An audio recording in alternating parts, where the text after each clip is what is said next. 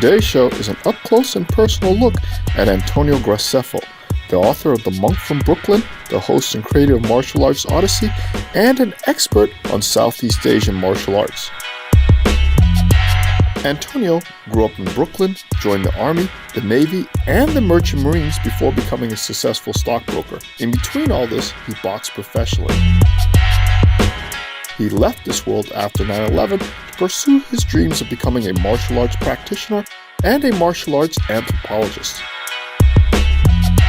He has lived and studied languages and martial arts in Burma, Vietnam, Cambodia, Thailand, Laos, Korea, the Philippines, and just recently conducted research in Malaysia. Behind every interesting life lies an interesting childhood. Antonio gives us a rather brutally frank insight into his own. When we met before, you told me you either wanted to be a priest or a boxer growing up. What was that about? How did those two worlds fit together in your mind? Man, I wanted to be a priest. I like the discipline, and I like the studies a lot. I've always studied quite a lot, and I've really liked any kind of discipline activity where I can, work hard, whether it's boxing, studying, like that. But they're like completely different things. One is like preparing people for eternal salvation, and one is dominating them in the ring. No, it's not. They're pretty similar, extremely similar. Extremely similar. So how's boxing and the priesthood similar? Oh, look, I mean, okay, one, there's the dedication. The dedication, I mean, boxers and priests get up early in the morning, study, train, do what they have to do. They have to be abstinent from a lot of the things that other people do for fun. Can't be drinking, can't be taking drugs, can't be out late at night, whatever. There's a lot of similarity in there. There's a lot of, it's the word I'm looking for, a lot of piety in a way in a boxer's life if he's living the way he should be living.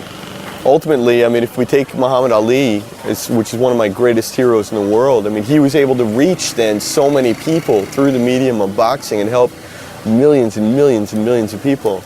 And that to me is just, I mean, that's just the most wonderful thing you could possibly do. One is trying to help people get into heaven, and one is trying to beat a guy so that he can't get up. No, you're assuming wrong about boxing. That may not be the goal in boxing. It's never been my goal. I think it's Mike Tyson's goal. Probably was Mike Tyson's goal. Probably was. No, but you know what? So what was your goal in boxing? Look, it's about self-discipline. It's about improving yourself. And I mean, the truth of boxing is that because it's a sport, I mean, it's no different than any other sport. So your real competition is not with the opponent, it's with yourself. And so it's overcoming yourself, and it's overcoming your own fears and overcoming your own iniquities, your own deficiencies, and overcoming all that stuff. That's what boxing's about. In some weird way, I would never feel comfortable saying, boy, I hope he loses. Because, I mean, hey, he's working really hard too. When you watch sports movies, boxing movies, they make a bad guy and a good guy because there's got to be a story. In real life, both those fighters are probably good guys that both deserve equally to lose or to win. Boxing is the purest way of dominating another human being. Boxing is the easiest sport to understand. I've got a pretty severe learning disability. I'm dyslexic, but I mean like really severely. And I had a 1.9 average all through high school. I wouldn't have graduated except that one of my teachers basically fudged my grades. I mean, I can't do a lot of the things the other kids can do. And one of the things I can't do is I don't have any natural hand-eye coordination. I have never played a ball sport in my life. If somebody threw a ball, like, hey, throw catch or whatever, I would, when I was young, I would just cover up or I'd run away. I couldn't play sports at all and I couldn't understand sports, but fighting is very, very, very easy to understand. Boxing, this is how it was explained to me. If you hit him more, you win. If he hits you more, he wins. I'm like, okay. Pretty straightforward. So you struggled with depression for a long time? Yeah. From how old? My whole life. Maybe not. I don't remember the first 6 years because my mom died when I was a baby. So I lived with my grandmother, and everything I remember about that experience was nice, except that I had to go to my father, like on weekends and things like that. Holidays.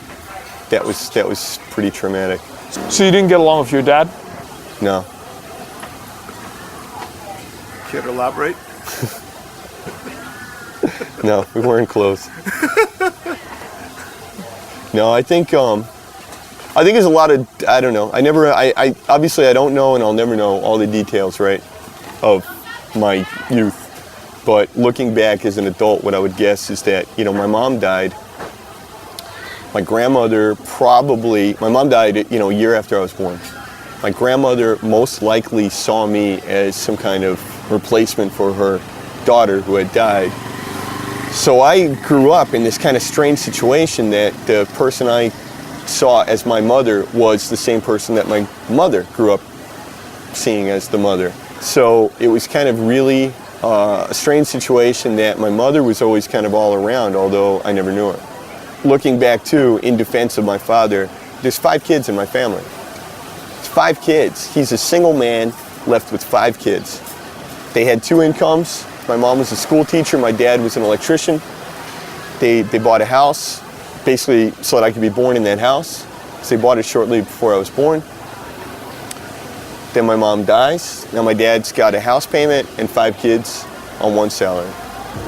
So I think that things must have been very hard on him. When I go to my dad's house, they were kind of poor because, 1 income, so everything was counted, food was counted, cookies were counted.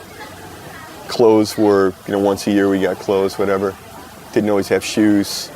So I got picked on a lot at school. A lot of it was my own attitude, and then a lot of it was, we just had like the worst clothes, and I didn't have a mom. The teacher said, go home, tell your parents to buy you some saran wrap and whatever it is to make this handicraft and bring it, that was your homework. And my dad would be like, well, I'm not buying you that.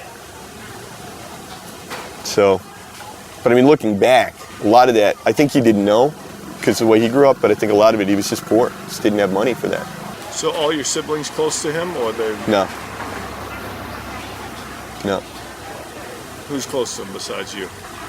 I'm not close to him. No, my brother's close to him, but my brother is easily the best person that's ever lived on this planet. Like, I really feel that way about my brother. And one of the things is that my brother doesn't even remember. I'll say some negative thing that happened when we were kids, and my brother's like, no, like he's like, oh yeah, I remember that.